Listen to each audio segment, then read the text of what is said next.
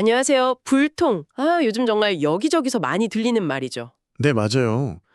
이게 그냥 개인적인 관계뿐만 아니라 뭐 조직이나 사회 전체에서 이 소통 부재가 심각한 문제로 떠오르고 있는 것 같아요. 그렇죠. 그래서 오늘 저희가 좀 깊이 들여다볼 글이 바로 이 불통. 특히 이게 리더십이랑 만났을 때 어떤 파장을 일으키는지 제대로 파고드는 글입니다. 네, 바로 정신건강의학과 전문의이시면서 또 경영학 박사학위도 있으신 이우경님의 불통 리더십과 지속가능 성장이라는 글인데요. 이게 단순히 뭐 말을 잘하는 기술 이런 차원의 문제가 아니라 훨씬 더 근본적인 차원에서 소통의 본질이 뭐고 또 왜 이렇게 어려운지 이걸 탐구하고 있거든요. 이 글에서 제가 가장 먼저 딱 주목했던 점은요. 불통을 그냥 뭐 개인 간의 문제로만 보는 게 아니라 이게 기업의 생존하고 직결된다. 이렇게 본다는 거였어요. 네, 맞습니다. 특히 요즘 엄청 강조되는 ESG 경영 있잖아요. 환경, 사회, 지배구조 이거요. 네네. 이 ESG 경영의 가장 큰 걸림돌이 바로 이 불통 리더십이다. 이렇게 딱 지적을 하더라고요. 그렇습니다. 기업이 이제 지속 가능하게 성장하려면 사실 다양한 이해관계자들하고 열린 대화도 해야 되고 타협도 하고 협치도 해야 되잖아요. 그렇죠. 필수죠. 근데 리더부터 딱 소통을 거부해버리면 이 모든 기반이 그냥 흔들려 버린다는 거죠. 특히 요즘 많이 얘기하는 조직 내 다양성, 형평성, 포용성, 그 D&I 가치요. D&I, 네. 이걸 실현하는 데는 정말 치명적이라는 겁니다. 그렇죠. 생각해보면 정말 다양한 내경, 경험 이런 걸 가진 인재들의 잠재력을 최대한 끌어내려면 서로 다름을 인정하고 존중하는 문화가 바탕이 되어야 하는데 네, 근데 위에서 찍어 누르는 식의 그런 불통 구조에서는 뭐 거의 불가능에 가깝다는 이야기죠. 그렇죠. 결국에는 좋은 인재들 다 나가거나 조직 경쟁력 약해지거나 그렇게 될 수밖에 없겠네요. 그리고 글쓴이는 이런 현상이 그냥 뭐 특정 조직만의 문제가 아니라 우리 사회 전반에 나타나는 어떤 경향하고도 연결해서 보고 있어요. 사회 전반이요? 네. 그래서 이제 용산이라든지 윤 전 대통령의 독성과 독단 같은 좀 구체적인 사례들을 언급하면서 이게 약간 불통의 상징처럼 회자되는 그런 사회 분위기를 짚어내고 있거든요. 네, 그런 내용이 있었죠. 근데 여기서 저희가 좀 분명히 하고 싶은 건 저희는 어떤 특정 정치적 사안에 대해서 뭐 평가하거나 편들려는 게 전혀 아니고요. 물론입니다. 그 점은 중요하죠. 네. 네, 글쓴이가 지적하는 핵심, 그러니까 자신이 믿고 싶은 것만 믿고 타협은 절대 안 하려는 그런 태도, 이게 바로 소통 부재의 진짜 문제다라는 그 관점을 전달하는 데 초점을 맞추고 있습니다. 네, 맞습니다. 아주 중요한 지점이네요. 어떤 입장이든 내 말이 무조건 옳아. 그런 태도가 그냥 소통의 문을 쾅 닫아버린다는 거니까요. 바로 그거죠. 자, 그럼 이런 답답한 불통의 벽을 넘어서려면 글쓴이가 제시하는 진정한 소통이란 대체 뭘까요? 이게 또 흥미롭게도 세 가지 차원으로 나눠서 설명을 해요. 머리, 가슴, 배. 네, 맞아요. 우선 첫 번째, 머리의 소통. 그러니까 이해, understanding. 이건 어떤 개념인가요? 머리의 소통은 말 그대로 이성적인 차원의 연결을 말하는 겁니다. 정보를 나누고 생각을 공유하고 또 상대방의 상황이나 논리를 파악하려고 하는 것. 글쓴이는 이걸 알고 알아채는 능력이라고 표현했어요. 그냥 사실관계를 아는 걸 넘어서 저 사람이 왜 저렇게 생각할까, 왜 저런 행동을 할까, 그 맥락을 이해하려는 노력인 거죠. 맥락까지. 여기서 근데 강조하는 태도가 되게 인상 깊었어요. 내가 틀릴 수도 있다. 그리고 또 상대방이 맞을 수도 있다. 이 가능성을 열어두는 거예요. 네네. 이게 말은 쉬운데, 진짜 어렵잖아요. 특히 자기 신념이 좀 강한 사람들한테는 더 그럴 것 같고요. 맞아요. 정말 어렵죠. 그래서 글쓴이가 불교의 무명이라는 개념을 빌려서 설명하기도 해요. 무명. 네, 어떤 고정관념이나 집착 때문에 진짜 진실을 제대로 못 보는 상태. 이게 모든 괴로움의 시작이라고 하잖아요. 그렇죠. 이런 아집에서 좀 벗어나서 열린 마음으로 다른 관점을 받아들일 때 그때 비로소 우리가 좀 더 넓은 이해에 도달할 수 있다. 뭐 이런 이야기죠. 성경 구절 인용한 것도 있었고요. 진리가 너희를 자유롭게 하리라. 네. 그것과도 딱 맥이 닿는군요. 자, 그럼 이성적인 이해를 넘어서 다음 단계, 가슴의 소통, 즉 공감 엠패티로 한번 가볼까요? 이건 이해하고는 또 어떻게 다른 차원일까요? 공감은 이제 감성적인 연결이죠. 상대방의 감정을 같이 느끼고 그 사람의 입장이 되어보는 능력. 그 스네는 이걸 순간순간 남의 마음이 될 수 있는 능력이라고 표현했던데요. 순간순간 남의 마음이 된다. 와닿네요. 네, 그냥 머리로 내 기분 알겠다. 이 정도가 아니라 정말 그 사람의 기쁨이나 슬픔, 불안 같은 걸 함께 느끼는 좀 깊은 정서적인 교감이라고 할 수 있겠죠. 근데 이 공감의 핵심으로 진실을 받아들이는 태도를 이야기하는데 여기서 말하는 진실이 그냥 뭐 객관적인 팩트? 이것만을 의미하는 것 같진 않더라고요. 네, 맞아요. 좀 더 깊은 의미가 있어요. 글쓴이는 거짓 없는 사실을 진실이라고 정의하면서도 이 진실이라는 게 사람마다 다르고 또 처한 상황마다 다를 수 있다는 걸 인정해야 한다고 말해요. 사람마다 진실이 다를 수 있다. 네, 내가 경험한 진실하고 상대방이 경험한 진실은 다를 수 있잖아요. 그래서 공감이라는 건 결국 자기 자신한테 솔직해지는 과정, 그리고 내가 세상을 보는 어떤 필터나 편견을 깨닫는 과정하고 연결된다는 거예요. 자기 자신에게 솔직해지는 거랑 연결된다고요? 그렇죠. 내 감정이나 내 인식이 정직해질 때 그때 비로소 다른 사람의 감정에도 깊이 연결될 수 있다는 거죠. 아하, 그래서 유교의 인사상하고도 연결해서 설명했군요. 그 상대를 불쌍히 여기는 마음, 측은지심에서 시작해서 인간다움을 실현하는 게 인인데, 공자의 그 유명한 황금률 있잖아요. 네, 내가 원하지 않는 바를 남에게 행하지 말라. 기소부육 무시효린. 네, 바로 그거요. 이것도 결국 깊은 공감 능력이 바탕이 되어야만 실천할 수 있는 덕목이겠네요. 정확합니다. 결국은 다른 사람 입장에서 생각하고 느낄 수 있는 능력이 핵심인 거죠. 자, 이렇게 이해와 공감을 거쳐서 마지막 단계가 배의 소통, 바로 신뢰입니다. 이건 또 어떤 차원의 소통일까요? 글쓴이가 이걸 뭐 직관적으로 통하는 것, 배와 배가 통하는 것, 하나됨을 경험하는 것 이렇게 표현하던데 머리나 가슴보다는 뭔가 더 깊고 좀 본능적인 차원의 연결을 말하는 것 같아요. 네, 맞아요. 관계의 가장 근본적인 토대, 바로 믿음이죠. 그렇습니다. 이 신뢰가 만들어지려면 글쓴이는 딱 두 가지 핵심 요소를 강조해요. 하나는 능력이고 다른 하나는 진정성입니다. 능력과 진정성. 네. 아무리 마음이 통하는 것 같아도 상대방이 일을 제대로 처리할 능력이 없거나 아니면 말하고 행동이 너무 다르면 깊은 신뢰는 쌓이기 어렵다는 거죠. 하긴 그렇겠네요. 능력 면에서는 리더의 역할을 오케스트라 지휘자에 비유하면서 네 가지를 제시했죠. 경영자 마인드, 실무 능력, 소통 능력, 그리고 구성원의 마음을 치유하는 역할까지. 맞아요. 특히 소통 능력에서는 충고나 평가보다는 상대방 중심, 유센터드로 먼저 듣고 공감하는 자세가 중요하다고 강조하고요.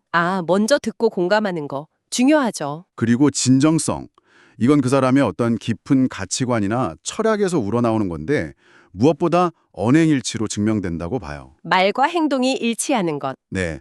여기서도 또 공자님 말씀을 인용하는데 옛사람들이 말을 함부로 하지 않은 것은 행동이 따르지 못할까 두려워했기 때문이다. 이 구절이요. 그 구절. 정말 말의 무게를 아는 거죠. 그렇죠. 말의 무게를 알고 행동으로 보여주는 것. 그게 진정성의 핵심이라는 겁니다. 자, 이렇게 머리, 가슴, 배라는 세 가지 차원으로 진정한 소통을 설명했는데 여기서 글쓴이는 한 걸음 더 나아가서 근본적으로 왜 인간에게 소통이 이렇게 어려운 거야? 이 질문에 답을 해요. 네, 맞아요. 뇌과학적인 설명이 곁들여지는데 이 부분이 또 상당히 설득력이 있더라고요. 네, 맞아요. 우리 뇌가 작동하는 방식 자체가 이미 소통의 어려움을 내포하고 있다는 지적인데요. 예를 들면 우리는 매 순간 정말 엄청난 양의 정보에 노출되잖아요. 그렇죠. 근데 실제로 우리 뇌가 의식적으로 처리하는 정보는 정말 극히 일부에 불과하다고 해요. 그러니까 대부분의 정보는 어쩔 수 없이 생략되거나 왜곡되거나 일반화되는 과정을 거친다는 거죠. 정보 처리 능력의 한계 때문이군요. 기억의 문제도 되게 흥미로웠어요. 우리 뇌가 경험을 무슨 비디오 녹화하듯이 그대로 저장하는 게 아니라면서요? 네, 그렇죠. 핵심적인 정보만 약간 압축해서 저장하고 나중에 그걸 떠올릴 때는 그 빈틈을 무의식적으로 메우거나 심지어 재구성하기도 한다는 거예요. 재구성까지? 네. 글쓴이 같은 예시 있잖아요. 성냥팔이 소녀는 그 추원 현실 속에서도 행복한 환상을 떠올리고 백만장자는 모든 걸 가졌는데도 불행해서 자살하고 네, 그 예시요. 같은 현실이라도 어떻게 받아들이고 기억하느냐에 따라서 완전히 다른 경험이 될 수 있다는 거죠. 객관적인 경험이란 게 사실상 없다는 얘기예요. 와, 그렇군요. 객관적인 경험이 없다니. 바로 그 지점 때문에 글쓴이는 우리가 서로 소통한다는 것은 거의 기적에 가깝다.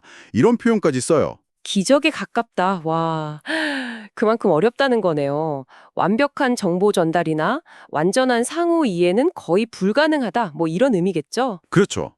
게다가 우리는 외부에서 들어오는 정보보다 오히려 자기 내면, 그러니까 이미 가지고 있는 가치관이나 신념, 기대 같은 거에 더 영향을 받는다고 하잖아요. 아, 맞아요. 각자 자기만의 색안경을 끼고 세상을 해석한다는 그 비유 딱 와닿더라고요. 바로 여기서 이제 인지 편향 문제가 등장하는 거죠. 확증 편향처럼 보고 싶은 것만 보고 믿고 싶은 것만 믿으려는 경향. 네, 확증 편향. 아니면 자기 위주 편향처럼 똑같은 행동도 나한테는 관대하고 남한테는 엄격하게, 내가 하면 로맨스, 남이 하면 불륜, 뭐 이런 식으로 해석하려는 경향 같은 거요. 아, 네, 내로남불. 그렇죠. 이런 여러 가지 편향들이 막 작동하니까 객관적이고 치우침 없는 소통은 더더욱 어려워지는 거고요. 결국 이 소통의 어려움이라는 게 단순히 뭐 기술이나 노력의 부족해서가 아니라 우리 뇌의 아주 기본적인 작동 방식하고 너무 깊게 관련되어 있다. 이런 통찰인 거네요. 맞습니다. 정말 근본적인 문제인 거죠. 그렇다면 이런 한계 속에서 우리가 지향할 수 있는 궁극적인 소통가의 모습은 뭘까요? 글쓴이는 성인의 이미지를 통해서 이걸 제시하는데 이것도 좀 흥미로웠어요. 네, 여기서 성인의 한자 풀이가 상당히 독특하죠.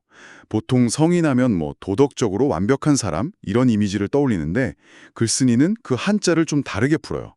귀이, 입구, 그리고 북방 임자 네, 맞아요. 귀이, 입고, 북방임. 이걸 합쳐서 남의 말을 귀 기울여 잘 듣고 귀, 그에 맞게 잘 반응하며 코, 생각이 깊고 밝은 임, 사람 이렇게 재해석을 하더라고요. 와, 소통 능력의 관점에서 성인을 정의한 거네요? 그렇죠. 그래서 성인은 이해의 신, 공감의 달인, 신뢰의 왕이라고 불릴만 하고 뭘 말해야 할지뿐만 아니라 언제, 왜 침묵해야 하는지까지 아는 그런 지혜를 갖춘 사람으로 묘사돼요.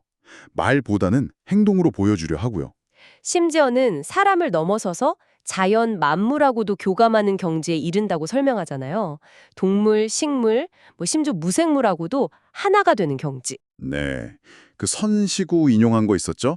바람은 버드나무 가지를 흔들고 비는 백꽃 위에 떨어지네. 뭐 이런 구절에서 그런 물화일체의 경지가 느껴지는 것 같기도 하고요. 아, 네. 근데 이 성인의 모습하고 관련해서 저는 그 경상초라는 인물 이야기가 특히나 인상 깊었어요. 아, 경상초 이야기? 네. 노자의 도를 배운 다음에 산골에 들어가 살면서 똑똑하고 말 잘하는 하인들은 다 내보내고 오히려 좀 묵뚝하고 순박해 보이는 사람들만 곁에 두었다는 그 일화요. 맞아요. 일반적인 리더십 관점에서 보면 진짜 비효율적이고 이해하기 어려운 행동이죠. 그쵸. 상식적으로는 이해가 안 가는데 근데 결과는 완전 놀라웠잖아요. 3년 뒤에 그가 다스리는 마을이 엄청 풍요로워졌고 그래서 사람들이 저 사람 혹시 성인 아닐까? 이렇게 생각하게 되었다는 이야기. 네, 맞아요. 이 경상초 이야기는 우리가 흔히 생각하는 소통 잘하는 리더의 모습에 대해서 한 번쯤 다시 생각하게 만드는 것 같아요. 뭔가 유창한 말솜씨나 논리적인 설득력, 이게 전부가 아닐 수도 있겠다. 그렇죠. 어쩌면 진짜 신뢰나 긍정적인 결과는 뭔가 다른 차원에서 오는 걸 수도 있겠다. 뭐 이런 생각이 들더라고요. 맞습니다. 그 표면적인 소통의 기술을 넘어선 어떤 깊이, 뭐 진정성, 그리고 어쩌면 말없이 보여주는 행동이나 태도 이런 것들이 오히려 더 강력한 힘을 발휘할 수도 있다는 그런 역설을 보여주는 사례인 거죠. 네, 정말 그렇네요. 자, 오늘 이렇게 이호경님의 글을 통해서 불통이 개인과 조직 또 사회에 미치는 악영향부터 시작해서요. 진정한 소통을 위한 세 가지 차원, 머리, 이해, 가슴, 공감, 배, 신뢰.